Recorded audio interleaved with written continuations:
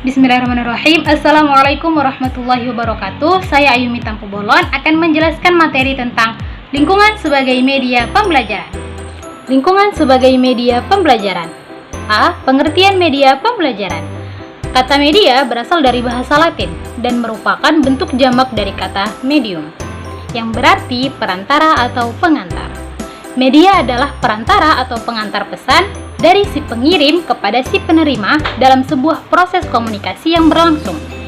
Jadi, secara umum bisa diartikan bahwa media pembelajaran adalah alat bantu proses belajar mengajar, yaitu segala sesuatu yang dapat dipergunakan untuk merangsang pikiran, perasaan, perhatian, dan kemampuan atau keterampilan pelajar sehingga dapat mendorong terjadinya proses belajar pada peserta didik. B. Pengertian lingkungan sebagai media pembelajaran. Dalam Kamus Umum Bahasa Indonesia atau KUBI, lingkungan diartikan sebagai bulatan yang melingkungi atau melingkari.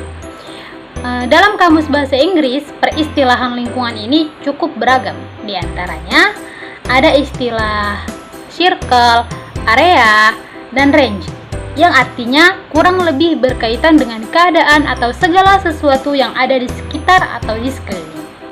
C. Jenis-jenis lingkungan sebagai media pembelajaran. Baik, kita akan membahas 3 jenis lingkungan. Yang pertama, lingkungan sosial.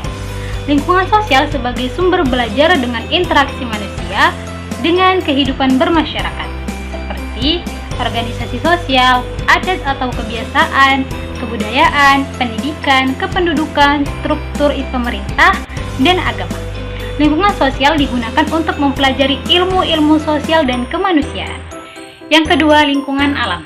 Lingkungan alam berkenaan dengan segala sesuatu yang sifatnya alamiah, seperti keadaan geografis, iklim, suhu udara, musim, flora, fauna, sumber daya alam, dan lain sebagainya.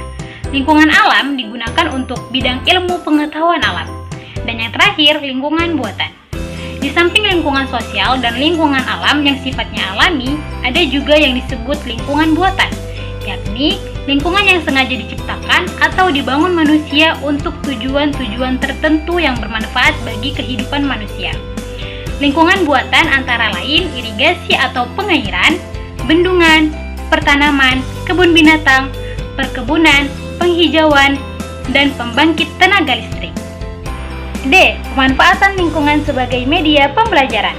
Banyak keuntungan yang diperoleh dari kegiatan mempelajari lingkungan dalam proses belajar. Antara lain, 1. Kegiatan belajar lebih menarik.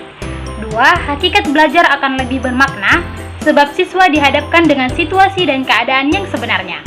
3. Bahan-bahan yang dapat dipelajari lebih kaya serta lebih faktual, sehingga kebenarannya lebih akurat. 4. Kegiatan belajar siswa lebih aktif, sebab dapat dilakukan dengan berbagai cara seperti mengamati, bertanya atau wawancara dan sebagainya. 5.